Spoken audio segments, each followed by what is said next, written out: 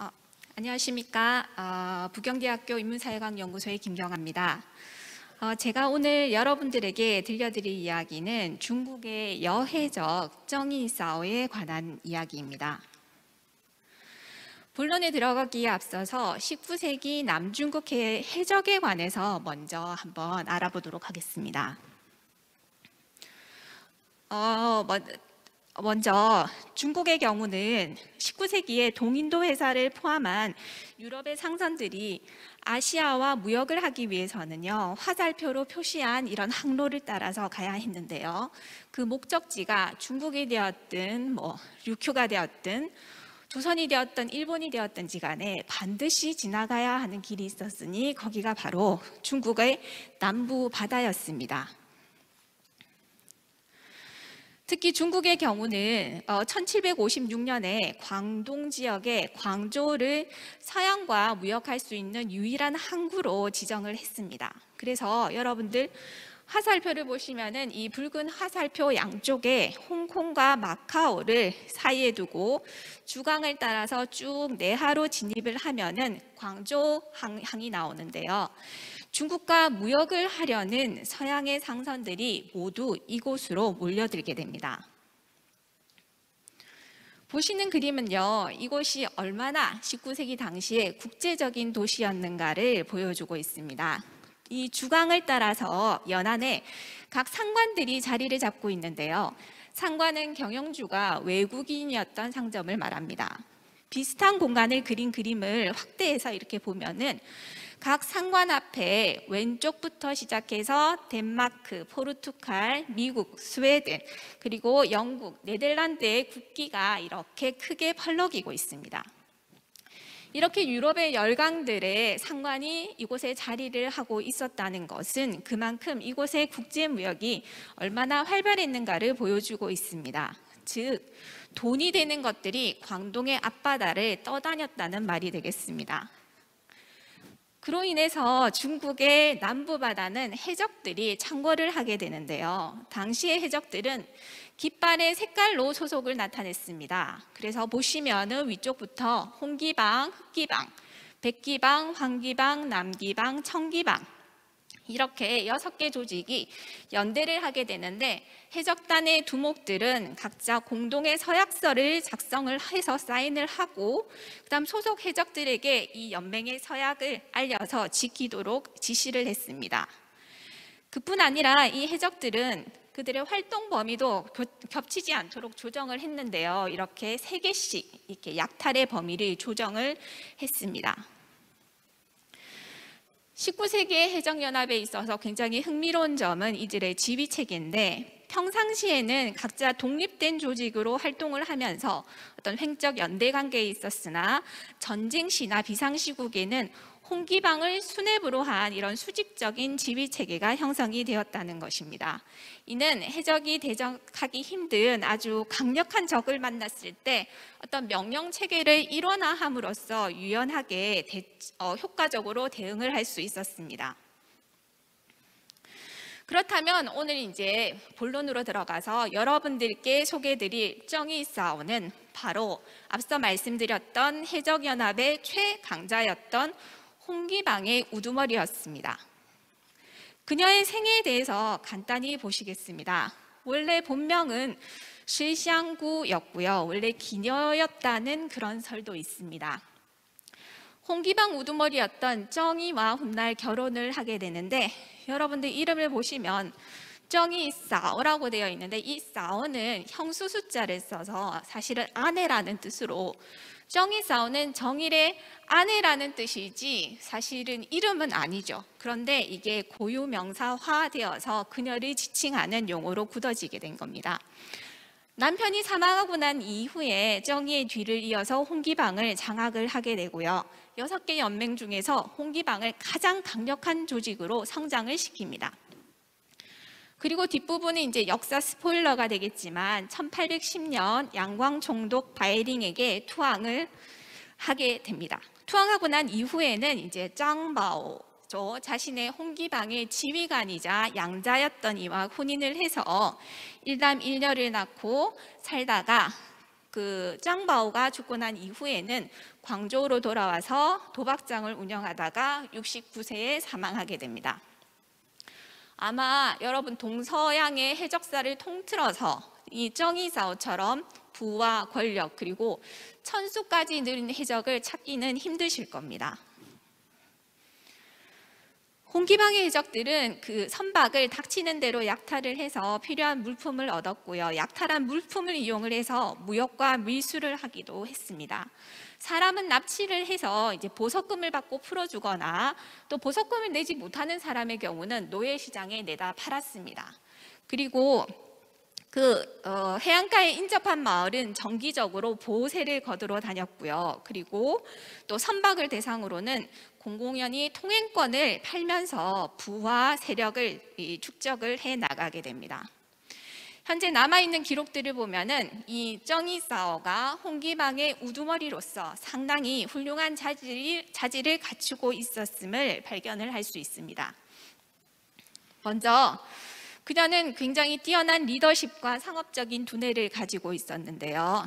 그 해적 집단 대부분이 제대로 된 교육을 받지 못한 문맹이었습니다. 그리고 평범한 어민을 납치해서 해적으로 만든 경우도 많았기 때문에 그 해적들의 조직력이라는 것이 생각보다 그다지 탄탄하지 않고 약했던 경우가 많습니다.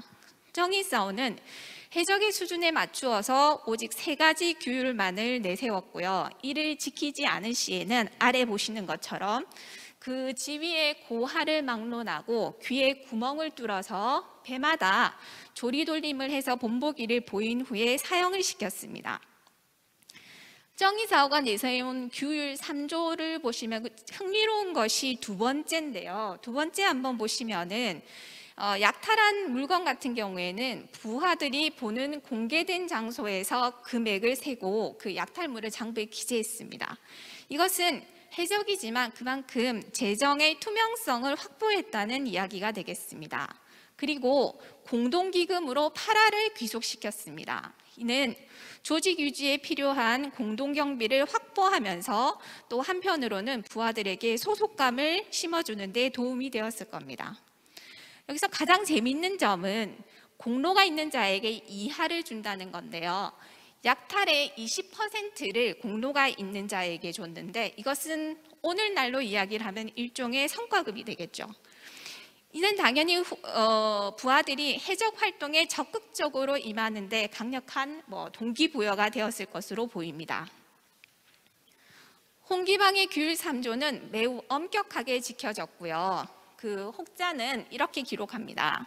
이 엄격한 규칙이 그들의 전투에서 용맹함으로 나타났으며 열세의 처에도 굴복하지 않는 힘의 원천이 되었다라고 이야기를 하고 있죠.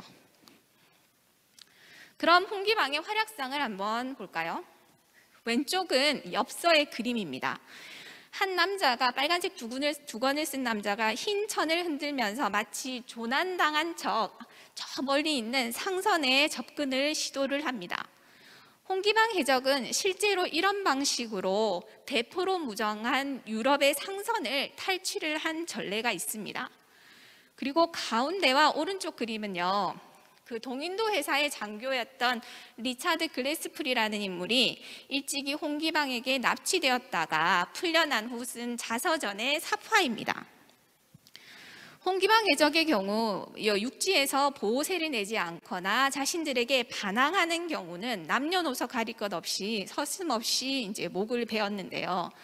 오른쪽의 그림을 자세히 보시면 홍기방의 해적이 사람의 머리를 자르고 그 자른 수급을 머리카락끼리 묶어가지고 지금 목에 걸고 있는 거 보이시죠? 그리고 그럼에도 불구하고 오른손에는 칼을 들고 또 사람을 죽이기 위해서 뛰어가는 모습이 보입니다. 이렇게 사람의 목을 베었던 것은 사람 머리 하나당 성과금을 받았기 때문이죠.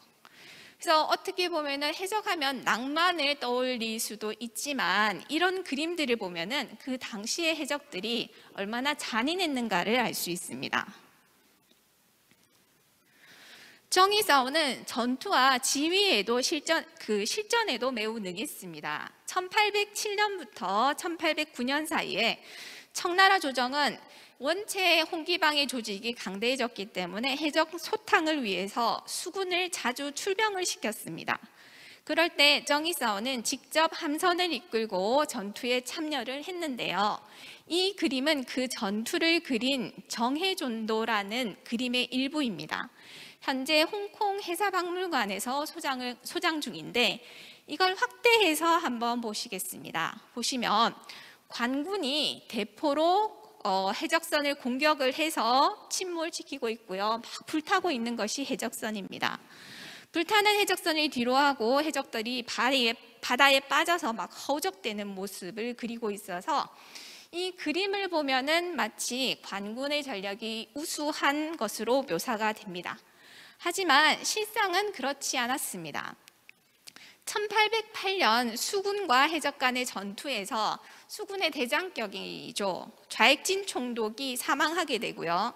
이듬해는 그 총독의 후임으로 온 그 쉬팅구이가 해적들에게 포위되어서 나중에 스스로 자결을 하는 그런 사건도 발생을 하게 됩니다. 1809년 2월에는 수군의 제독인 순첸모가 정말 그 전면적인 공격을 퍼붓지만 정의사오가 이끄는 해적에게 결국은 패하고 맙니다. 정의사오는 사람의 심리도 굉장히 잘 활용을 할 줄 알았는데요. 여러분들이 보시는 그림은 1850년대 영국의 해군이 광동의 해적을 소탕하면서 획득한 전리품입니다. 해적들이 배에서 모시고 있었던 수호신을 그린 모습인데요. 한자로 천우성모라고 적혀 있습니다. 중국의 해적들은 바다의 수호신에 대한 믿음이 굉장히 두터웠습니다. 그래서 전투에서의 전진과 후퇴, 그리고 해적의 모든 약탈 행위는 오로지 수호신의 계시에 따라서 움직였다는 기록이 있습니다. 정의사오는 그 우두머리로서 바로 그런 해적들의 신앙심을 적극적으로 잘 이용할 줄 알았던 것으로 보입니다. 당시 해적들 사이에서는 수호신이 유독 홍기방을 보호한다라는 그런 소문에 관한 기록이 있습니다. 아무래도 이것은 홍기방에서 그런 소문을 냈을 그런 합리적인 의심이 생기죠. 어쨌든 수호신의 보호를 받는다는 믿음은 홍기방이 전투에 적극적으로 임하도록 해주고 반대로 홍기방에 맞서는 이들에게는 두려움을 심어주었습니다. 또 정의사오는 두 번째 보시면은 공격에 나서기 전에 부하들에게 화약과 또 술을 섞은 음료를 마시도록 했습니다. 이 음료를 마시면 해적들의 얼굴이 검붉게 울그락불그락 변하고요. 눈에는 핏발이 서는 그런 부작용이 있었는데요. 전장에서 만약 이렇게 무서운 형상을 한 적을 맞닥뜨리게 된다면 그 적에 대한 공포심이 극대화가 되겠죠. 또 재밌는 점은 뭐냐면 영국인 글래스풀의 기록에 있는데요. 정의사오가 해적의 전투에 앞서서 부하들에게 마늘물을 갈릭 워터라고 표현을 하고 있는데 그것을 마치 성수처럼 뿌려주었다는 것입니다. 그녀는 이 마늘물을 뿌리면은 세례를 받으면은 총알과 포탄을 피할 수 있다는 그런 믿음을 부하들에게 심어주었고요. 부하들은 그 믿음을 바탕으로 그 총알 앞에서도 두려워하지 않고 전진했겠죠. 이로보건대 정의사오는 해적들의 신앙심과 죽음의 공포, 두려움 등 사람의 심리를 굉장히 잘 이용할 줄 알았던 인물로 보입니다. 그녀는 또 협상가로서도 훌륭한 자질을 가지고 있어서요. 정의사오가 훗날 조정에 투항을 하려고 마음을 먹고 양광 총독 바이린과 협상을 시도하는데 우여곡절 끝에 처음에는 결렬이 됩니다. 그래서 그 결렬된 상황에서 양측 모두 그 진의를 의심을 하고 협상에 진척이 없게 되자 정의사오가 승부수를 던집니다. 그녀가 직접 바이링을 찾아가서 담판을 짓는데 유능한 해적 부하를 데리고 간 것이 아니라 그들의 아내들과 그리고 아주 나이 어린 어린아이로 구성된 이런 그 인물들을 이끌고 양광 총독을 찾아가서 투항의 의사를 밝히게 되고요. 결국은 이 절묘한 전략이 맞아떨어져서 정의사와 바이링은 협상의 테이블에 앉게 됩니다. 이 협상의 과정에서 정의사오는 주도권을 쥐게 되는데요. 바이링은 홍기방의 모든 재산을 몰수하기를 원했지만 그녀는 개인적으로 소금 무역에 사용할 배를 남겨두고 관에 바칠 배의 수량과 재물의 양, 그리고 무기의 양 이런 것들을 다 하나하나 협상을 했죠. 그리고 홍기방 부하들을 어떻게 처리할 것인가 이런 것들도 다 협의 끝에 마지막에 투항을 결정을 하게 됩니다. 하지만 공식적으로는 양광총독 바이링의 권유하에 순응해서 투항하는 형식을 취하게 됩니다. 보시는 그림은 정의사오의 지휘관인 짱바오가 바이링에게 투항하는 모습인데요. 노란 원안에 무릎 꿇고 있는 사람이 짱바오이고 그 맞은편에 빨간 옷을 입고 있는 사람이 그 양광총독인 바이링입니다. 이 그림은 광군이 해적을 진압하는 과정을 그린 정해전도로 20개의 에피소드로 구성이 되어 있습니다. 그림 속에는 짱바오도 있고 심지어 흑기방의 두목인 꾸오보다이라는 인물도 등장을 합니다만 이 20개의 에피소드 어디에도 정의사오는 등장하지 않습니다.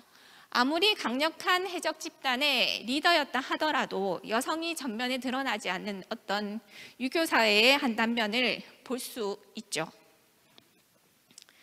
이에 반해서 그녀의 명성은 서양에서 훨씬 더 많이 널리 알려지게 되는데요. 보시는 것처럼 마담 칭, 파이럿 더 위도 칭, 칭씨, 미스트리스 칭 이런 것들이 다 정의사오를 지칭한 서양에서 지칭하는 용어이고요. 물론 부정적인 형상이기는 하지만 말입니다.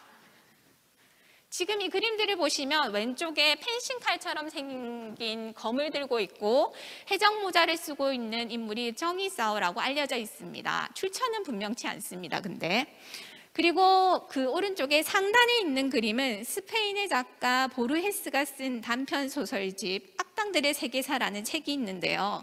그중에 제 4권이 여해적 과부칭으로 정의사오를 주인공으로 쓴 단편 소설입니다. 오른쪽에 노란색 원피스를 입고 그 검을 휘두르고 있는 인물이 귀걸이를 이렇게 커다란 걸 하고 있고 검을 휘두르고 있는 인물이 정의사오이고요. 아래쪽은 이탈리아의 영화로 2003년에 제작이 되었는데 왼쪽에 있는 인물이 바로 정의사오이고 그녀를 주인공으로 해서 만든 영화입니다. 그 다음번에 칭시라고 적혀 있는 것은 게임의 캐릭터인데 마치 닌자처럼 칼을 등 뒤에 꽂고 있죠.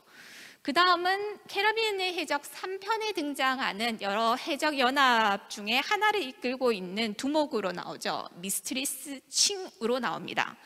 그 모티브가 바로 정의사오입니다. 그래서 여러분들이 이제 이 그림들을 한번 쭉 보시면은 아시겠지만 서양의 경우는 정의사오의 형상에 주목하기는 했지만 그녀를 묘사하는 방식이 보면 굉장히 동양과 어울리지 않는 서양의 펜싱칼을 들거나 해적모자를 쓰거나 마치 닌자 같은 느낌을 주거나 아니면 가부키 화장을 하고 있는 것처럼 서양인의 시각에서 뭔가 동양적인 것 같은 요소들을 이렇게 다 붙여놓고 있다는 느낌을 가질 수 있죠. 이것을 보면은 동양에서 중국의 해적을 제대로 연구를 해야 한다는 그런 생각이 듭니다. 중국의 여해적인 정의사오의 이야기는 대중적으로 그다지 잘 알려져 있지 않습니다. 그래서 저는 오늘 강연을 계기로 해서 그 여해적 정의사오와 그리고 중국어의 해적에 관한 이야기가 앞으로 재밌는 콘텐츠로 또 재생산될 수 있기를 바라봅니다. 감사합니다.